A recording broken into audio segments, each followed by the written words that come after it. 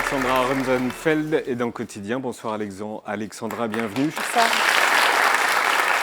Le grand public vous connaît depuis longtemps. Vous avez été Miss France 2006. Aujourd'hui, vous êtes mère de famille, entrepreneuse et prof de yoga dans le sud-ouest, à Biarritz. Vous prenez la parole ce soir pour témoigner dans l'affaire Jean Humbert. Jean Humbert, c'est l'une des grandes stars de la gastronomie mondiale et depuis plusieurs mois, il se retrouve au cœur d'une tempête que va nous résumer Juliette Pellerin. Oui, tout commence par une enquête du magazine Elle du 23 avril dernier avec comme titre « 4 ex-compagnes de Jean Humbert témoignent de violences conjugales ». Alors il faut savoir que ces 4 femmes ne se connaissent pas, mais elles décrivent des faits similaires, le même mécanisme de violence physique et psychologique, c'est-à-dire jalousie maladive, remarques humiliantes ou encore fesses mordues, coups de tête ou bras tordus. Pour rappel, le chef de 44 ans, Jean Humbert, a été révélé par l'émission Top Chef. Il est aujourd'hui à la tête d'une vingtaine d'établissements dans le monde entier. Son surnom, le chef des stars, comme il aime le montrer sur ses réseaux, on a pu le voir avec Beyoncé ou avec Mbappé ou encore avec Omar Sy. Et dans l'enquête du magazine Elle, il y a donc 4 femmes qui témoignent. Parmi elles, il y a une certaine Éléonore. Et Éléonore raconte que Jean Humbert l'aurait saisie par les bras, lui aurait asséné un coup de tête, le tout en la traitant de pute. Résultat, traumatisme par choc direct, fracture des os, propre au dîner. Et puis, le 19 août dernier, on apprend que cette Éléonore, c'est vous, Alexandra. Vous avez décidé d'abandonner votre nom d'emprunt sur Instagram.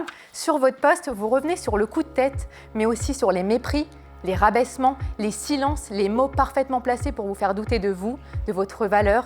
C'était lent, insidieux l'emprise. Vous croyez que le problème, c'était vous. Des mots forts qui ont déclenché une immense vague de soutien. Plus de 10 000 personnes ont répondu à votre post. Plus de 265 000 personnes ont liké. Et quelques jours plus tard, c'était au tour d'une autre femme de dénoncer ce qu'elle a vécu. C'est l'actrice Lila Salé. C'était la semaine dernière sur RTL. Elle explique pourquoi elle a porté plainte en août dernier pour violence contre conjoint et séquestration. Je pars juste boire un café le matin, je laisse mon téléphone dans notre chambre d'hôtel, lui est dans la chambre seul, et je vois qu'il met un certain temps à venir me rejoindre au petit déjeuner. Je remonte dans la chambre, et en fait, il est sur le lit. Il a mon téléphone entre les mains, je venais de recevoir un texto qui disait « Comment ça va, ma chérie ?» de la part d'un garçon. Et c'est là-dessus que les faits ont démarré. Mais démarrer, c'est quoi les faits ? Me mettre sur le lit, me mettre des grandes baffes, m'interdire de sortir de cette chambre pendant plusieurs heures. Et j'ai vraiment eu peur pour ma vie à ce moment-là. Alors il faut savoir que Lila Salé avait déjà déposé plainte en 2013 contre lui pour avoir défoncé la porte de son appartement parisien. C'est une plainte qui a été classée sans suite.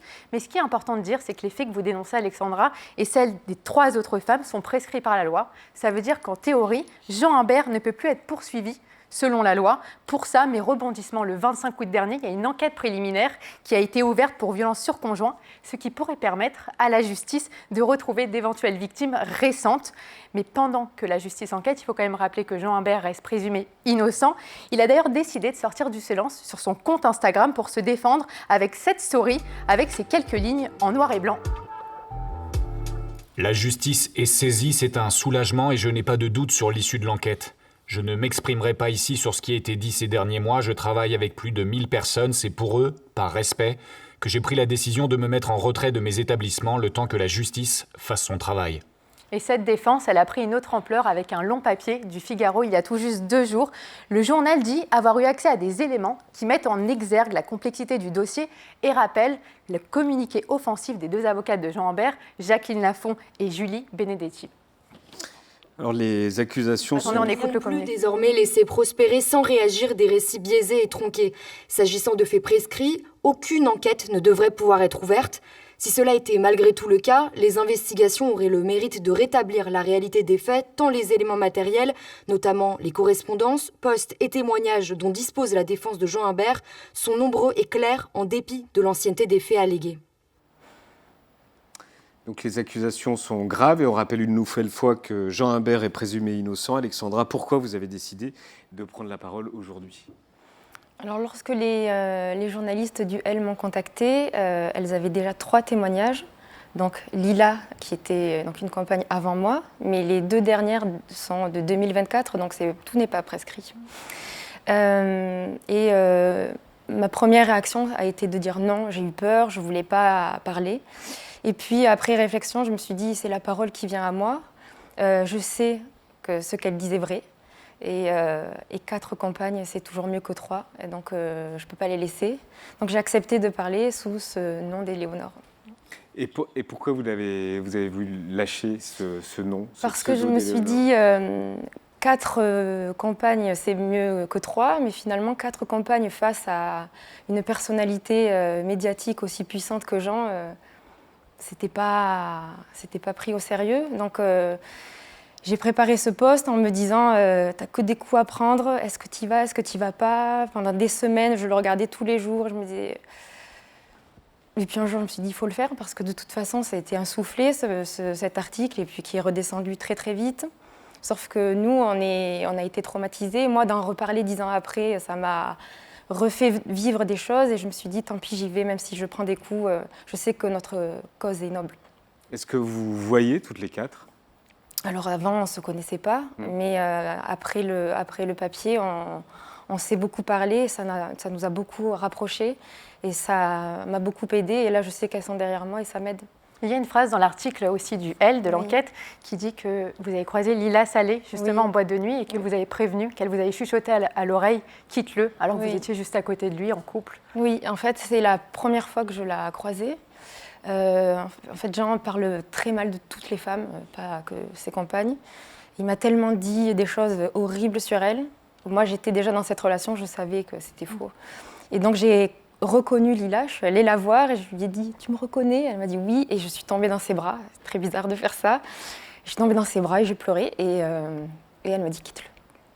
En fait, c'est ça, c'est qu'il dit « Mon ex dit des choses, mais elle est folle, ou elle exagère, ou elle se venge. » Oui, il est tombé sur toutes les folles du village, le pauvre. Vous avez parlé d'emprise insidieuse. Ça se caractérisait comment? En fait, l'emprise, c'est très compliqué à expliquer. J'ai du mal encore à mettre des mots. Je pense qu'il faut l'avoir vécu pour comprendre ce que c'est. C'est des rabaissements quotidiens pour tout. Tout ce qui venait de moi était nul. Ils se moquaient de mon milieu social parce que mes parents étaient fonctionnaires et pas chefs d'entreprise. De mes amis qui n'étaient pas connus, si j'étais habillée en sport, j'étais un cassos, si je me faisais un peu jolie, j'étais une pute. En fait, tout était des rabaissements, des insultes, et puis quand je me fâchais, que je partais, ils pleuraient. Et en fait, moi-même, j'aurais pu dire il y a plusieurs années, à la première baffe ou à la première injure, je pars. Et puis en fait, je l'ai quitté des dizaines et des dizaines de fois et j'arrivais pas à partir vraiment. L'emprise, c'est vraiment ça, c'est qu'il fait peur. Quand tu le quittes, il est caché dans ton parking, il est devant chez toi, dans le hall d'entrée, il venait même devant l'école de ma fille, il appelait ma mère en pleurant. Et en fait, j'ai pu partir réellement après de nombreuses tentatives, merci, que quand lui a décidé. À quel moment les violences sont intervenues? Les physiques ou morales, parce qu'en fait... les deux? Le coup de tête vient assez vite. Et après, il t'attrape. Mais moi, ce qui est fou, c'est que moi, ce qui m'a beaucoup plus abîmée, beaucoup plus blessée, c'était ce qui ne se voit pas. C'est ce que j'ai essayé d'expliquer dans ce post Instagram, c'est qu'une violence physique, elle se voit, mais tout ce qui est violence psychologique, ça fait des dégâts horribles parce qu'on peut ne pas être cru, parce que rien n'est vu. Et ça fait des dégâts atroces. Alors vous parlez du coup de tête au sujet du nez fracturé, parce que le nez a été fracturé. Il évoque un geste accidentel, il parle d'une bagarre provoquée par vous. Il dit qu'il se défendait. C'est faux. C'est faux. C'était sur un lieu professionnel. Et il m'a retourné, il m'a mis un coup de tête. Donc il n'y avait pas de bagarre et les gens présents le savent tous. C'est immense. Pourquoi elle parle maintenant? Pourquoi elle est restée? Est-ce qu'elle veut se faire remarquer? Mais c'est justement pour ça, je pense aussi que les femmes ne parlent pas.